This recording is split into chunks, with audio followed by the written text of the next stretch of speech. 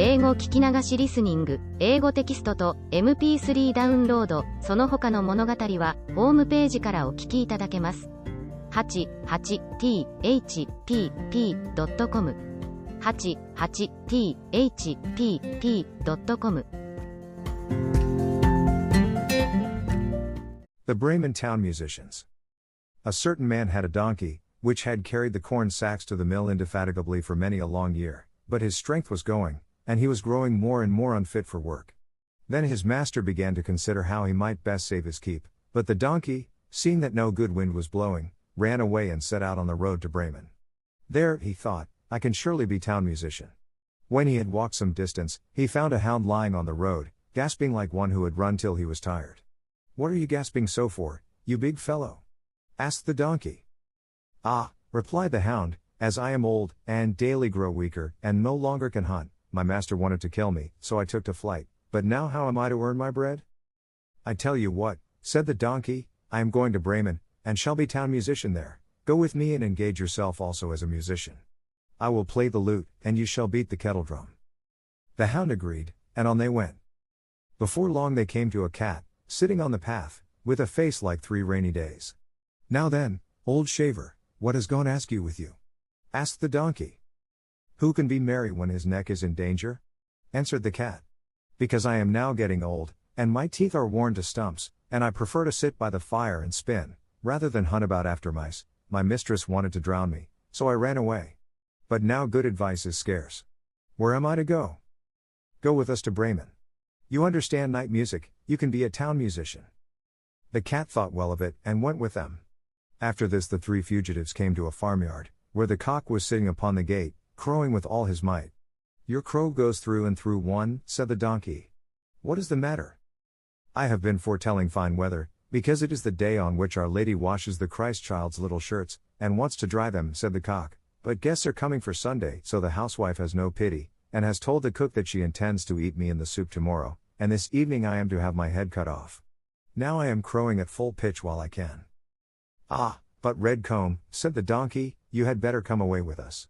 We are going to Bremen, you can find something better than death everywhere, you have a good voice, and if we make music together it must have some quality." The cock agreed to this plan, and all 4 went on together.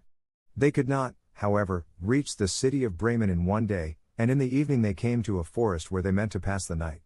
The donkey and the hound laid themselves down under a large tree, the cat and the cock settled themselves in the branches, but the cock flew right to the top, where he was most safe.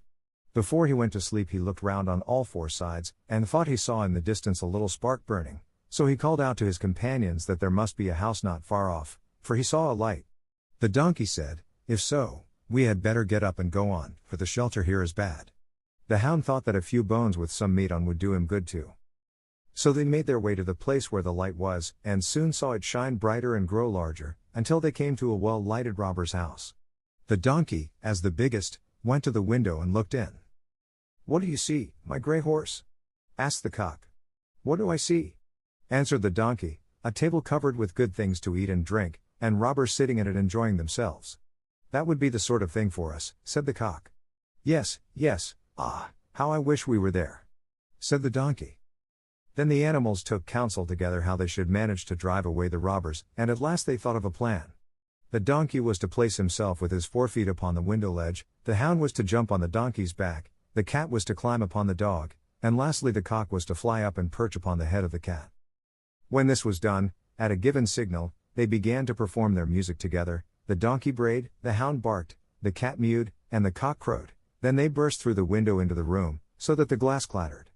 At this horrible din, the robbers sprang up, thinking no otherwise than that a ghost had come in, and fled in a great fright out into the forest. The 4 companions now sat down at the table, well content with what was left, and ate as if they were going to fast for a month. As soon as the 4 minstrels had done, they put out the light, and each sought for himself a sleeping place according to his nature and to what suited him. The donkey laid himself down upon some straw in the yard, the hound behind the door, the cat upon the hearth near the warm ashes, and the cock perched himself upon a beam of the roof, and being tired from their long walk, they soon went to sleep. When it was past midnight, and the robbers saw from afar that the light was no longer burning in their house, and all appeared quiet, the captain said, "We ought not to have let ourselves be frightened out of our wits," and ordered one of them to go and examine the house. The messenger, finding all still, went into the kitchen to light a candle, and, taking the glistening fiery eyes of the cat for live coals, he held a lucifer match to them to light it. But the cat did not understand the joke, and flew in his face, spitting and scratching. He was dreadfully frightened, and ran to the back door, but the dog, who lay there, sprang up and bit his leg, and as he ran across the yard by the straw heap, the donkey gave him a smart kick with its hind foot. The cock, too, who had been awakened by the noise, and had become lively, cried down from the beam, "Cock-a-doodle-doo."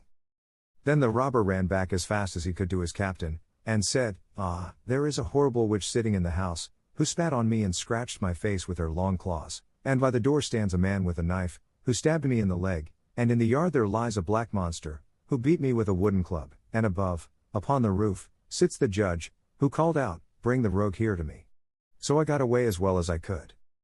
After this the robbers did not trust themselves in the house again, but it suited the 4 musicians of Bremen so well that they did not care to leave it any more. And the mouth of him who last told this story is still warm.